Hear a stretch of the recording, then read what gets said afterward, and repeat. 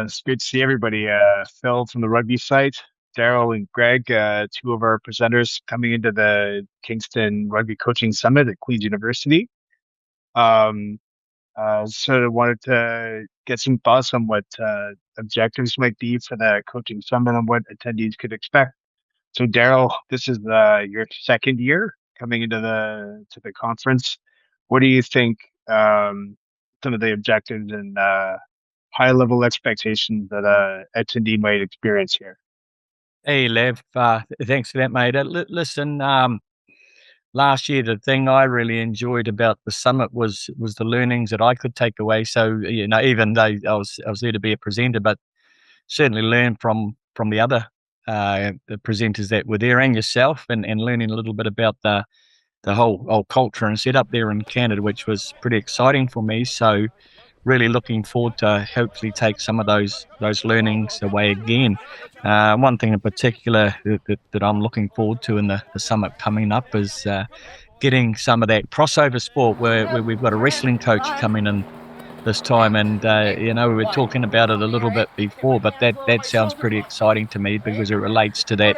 Rugby is obviously a contact sport, and where that contact happens about body on body stuff, maneuvering weights and all that sort of stuff. So that's going to be exciting for me. But I guess for me the objective is, if we're going to spend some time together with a group of coaches, how can we make it more beneficial for the players we're working with?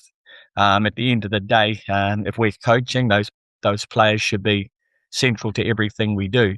So if we want them to be better at rugby, how can we coach it, get messages across so they're actually enjoying it and learning all at the same time? And that comes down to the way we coach, how we coach, what we coach, and also the environment we create. So yeah, those would be some of the key things for me coming up again. But as I say, Lav, the last year is personally for me just learning so much from the other presenters and Phil, yourself, and the coaches that were there. It was a great time. Well, I really enjoyed it too. So, Greg, I guess this is your first time coming up to Canada. So, Mhm. what kind of expectations would you have coming into this year's event? Yeah, thanks, Liv. Yeah, look, looking forward to coming to Canada. Been there a couple of times as a school kid on a tour, and when I was with Fiji, we played Canada as well. So, um, I look at the discussions we had before. I'm really interested in how your coaches are coaching. Really, it's and how we can layer what we do or the environments that I coach and how we can take the message from that we have and the methodology we have and see if we can layer that into to add value in your environment. Um, Certainly, there's a diverse range of teams I'm lucky enough to be involved in, and they all operate differently from a structured organization in Japan, through club rugby, through super rugby and provincial rugby here in New Zealand. It's going to be interesting to see what can be transferred and applied to the setting that you guys operate in. That's a really great topic. I think the challenges of coaching varied by degree rather than kind. I think no matter where you are in the world, the challenges of coaching are pretty unique.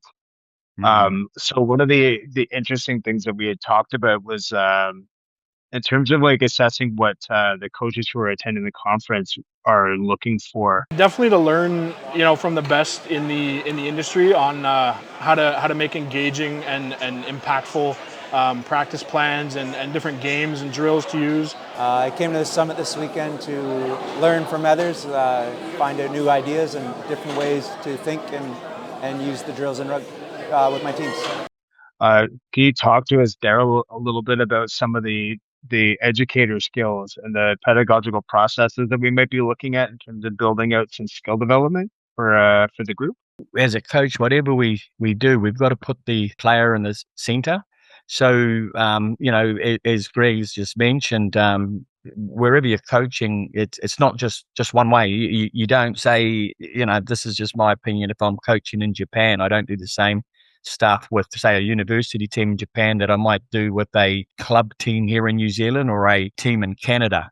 So it's as a coach, one of the big skills is being able to identify what sort of techniques might work with your group. So Last year, one of the things I learned a lot was from Rusty Earnshaw and Jack Hanratty there about all the games for understanding and making sure that players are, different challenges within a game setting.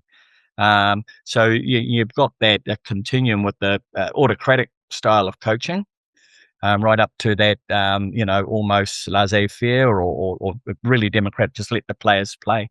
So I guess for me, in terms of working with the coaches up there, it's how do we find the point on that continuum where we enter with the players that we've got. So got things like I don't know if people are aware of the whole method, where you might go just let them play to start with to see what they've got, and then pull it back and start coaching the pieces to get back to just let them play again, and hopefully they're playing a bit better. Or you've got the chaining method where you just start putting little bits together. One of the things in my own personal coaching that I've enjoyed and tried to get better at is coaching on the run, which is basically making sure players are always moving.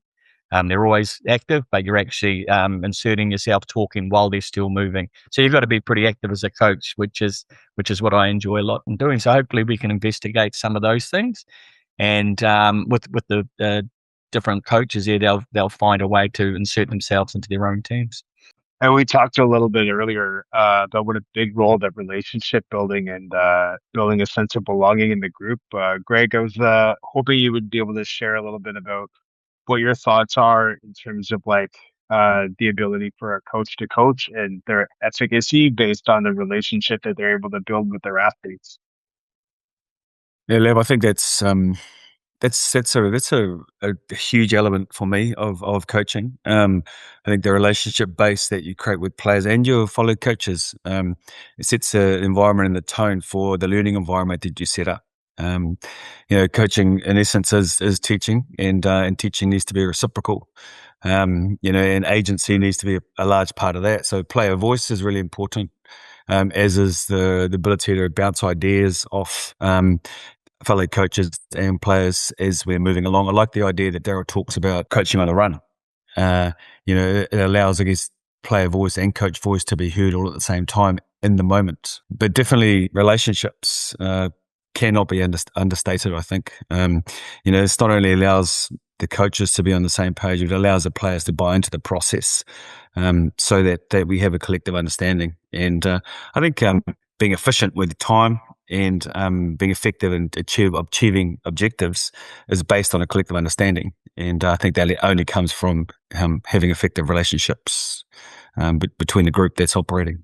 I love the word reciprocal as an overarching theme to teaching. That's great.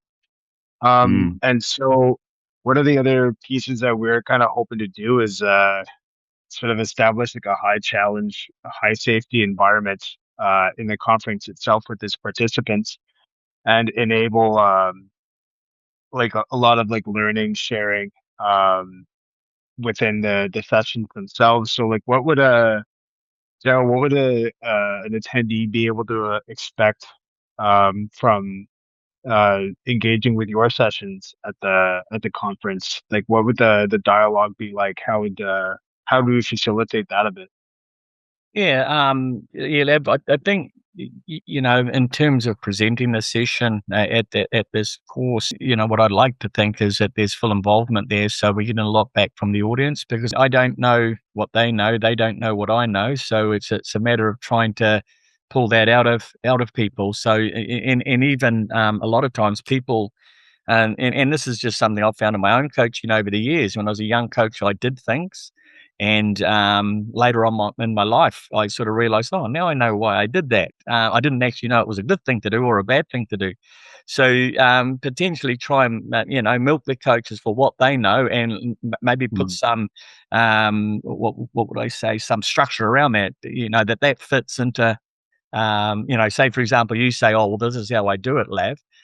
You say, this is how I do it, and I can sort of have a look at it and go, shucks, that's a good idea.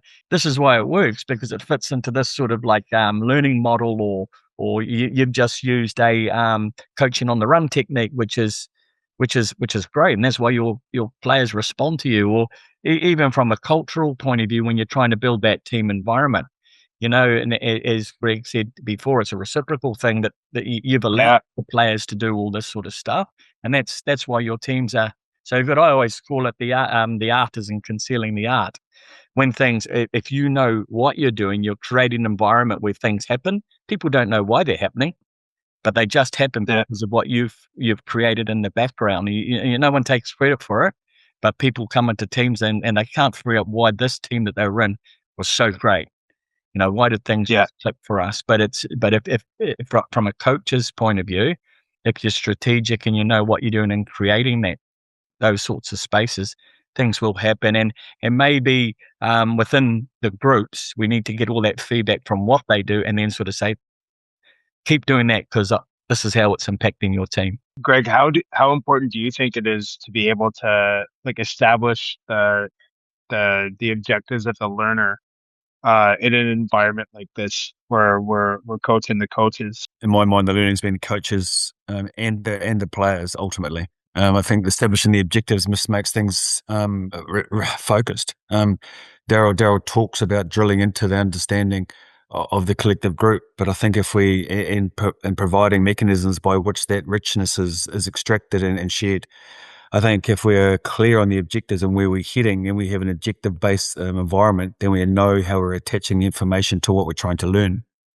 I'm assuming I'll be running some sessions around set piece, and and it could get particularly boring if you don't want to learn about pushing, but that's a hell of an exciting context if that's what you're into. But let's extract those objectives to understand how we might apply what we know, and not only to a Scrum context, but to other things as well. So I think collective understanding and collective objectives, really important.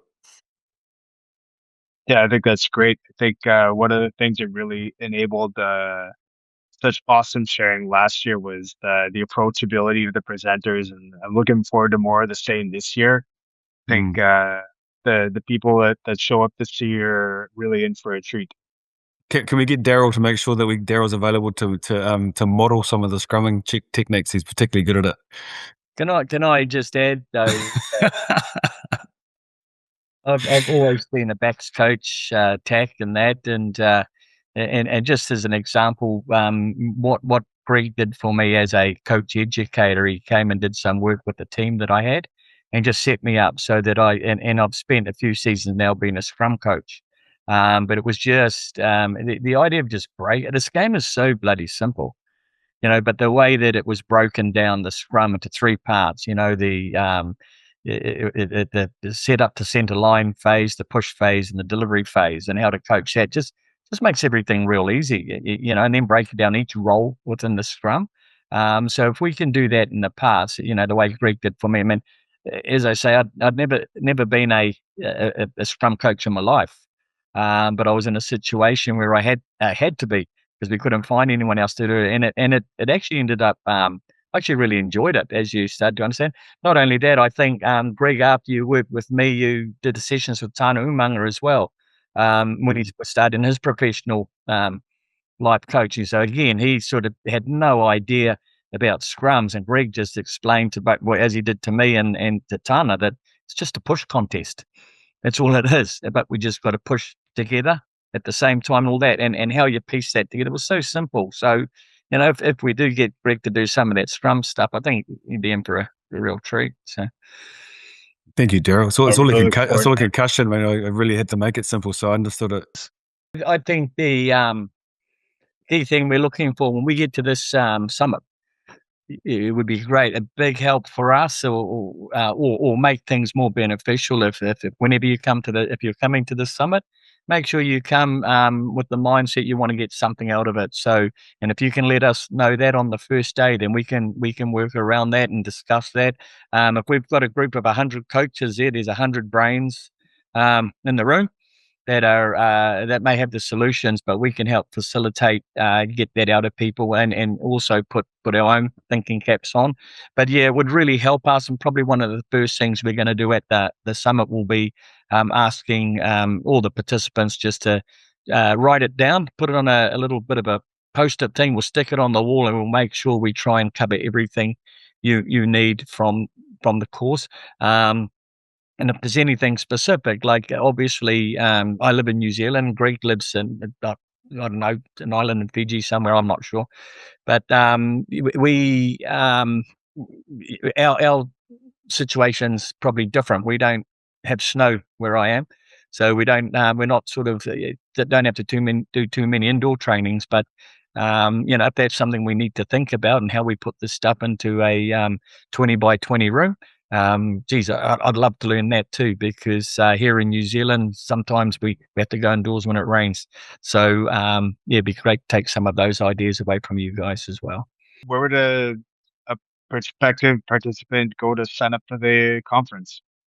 Hey, thanks guys. That was a really, really great chat. Really appreciate your time, and really looking forward to the second summit. I think it's going to be even more fun, greater learnings than last year. Thanks for making this happen, Nav, and looking forward to catching up with you again. Coaches, to sign up, if you go to the rugby site locker.com and click on the summits menu, there will be a menu option for Queen's University Summit 2026.